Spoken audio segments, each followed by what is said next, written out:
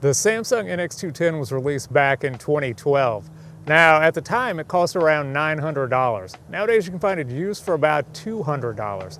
So just what do you get with this 8-year-old camera? Well, there's a 20.3 APS-C CMOS size sensor, full HD video at 1080p, 8 frames per second continuous shooting, and Wi-Fi capability, which is basically the only thing that separates this from the original Samsung NX200. Build quality on the NX210 is pretty good. You know, it's a small, compact camera. It's light, but it's not so light that it feels cheap.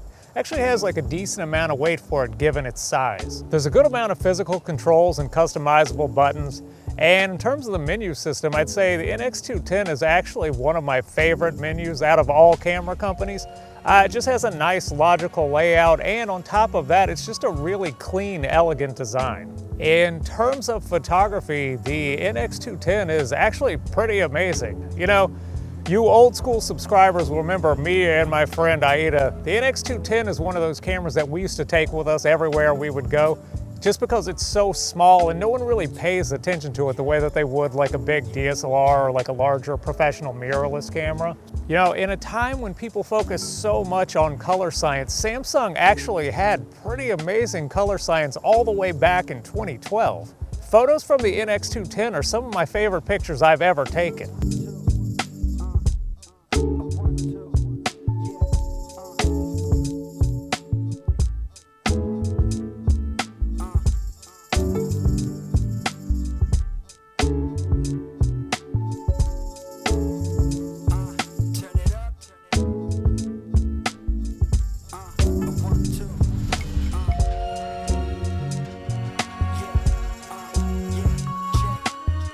Now, in terms of video, there's no 4K, but there is 1080p at 30 frames per second and 24 frames per second.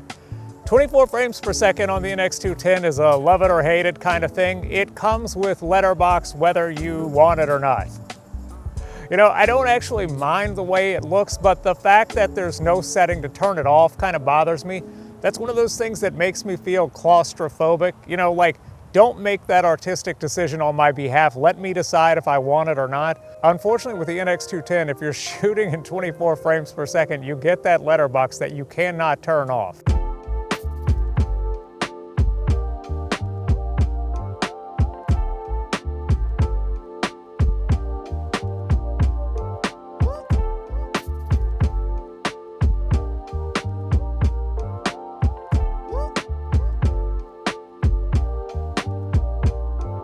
Now, there is one major drawback to the NX210, and that is autofocus. The NX210 has contrast detect autofocus only, and it shows. It's exactly what you would expect from an early 2010s camera with contrast detect autofocus. You know, I joke a lot about Panasonic on this channel, but the NX210's video autofocus is actually kind of worse than Panasonic. It hunts and hunts and hunts and never really finds what it's looking for. And it's not even that kind of subtle hunting. You know, when people complain about Panasonic, they zoom in to 400% on a part that's in the corner right there and they say, ooh, look how it's constantly moving in and out. Look how it's pulsing. The NX210, it's just a big, obvious ka-chung, ka-chung. You know,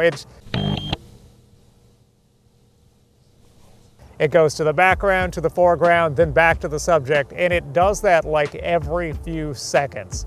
You know, it's perfectly fine for photography, you know, if you're just shooting in a single autofocus mode, but when you're trying to do video in continuous autofocus, the NX210 is almost unusable in that sense.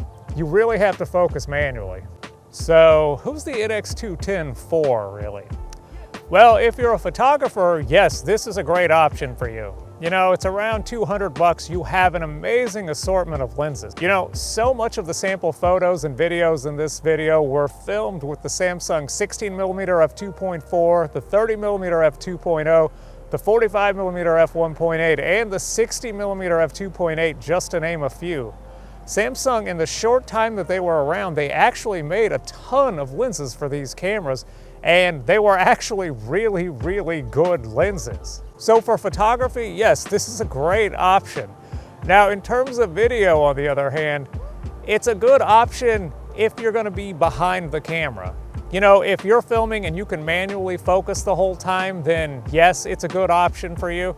But if you're looking to do YouTube videos and you're gonna be on camera talent and you just wanna hit record, get in front of the camera and start talking, this is absolutely one of the worst cameras for you. You know, there's no mic input, there's no articulating screen, and that autofocus is so bad, you will definitely be out of focus like 90% of the time. Anyway, I think that's all I got for today, guys. Thanks for watching. I'll see you next time.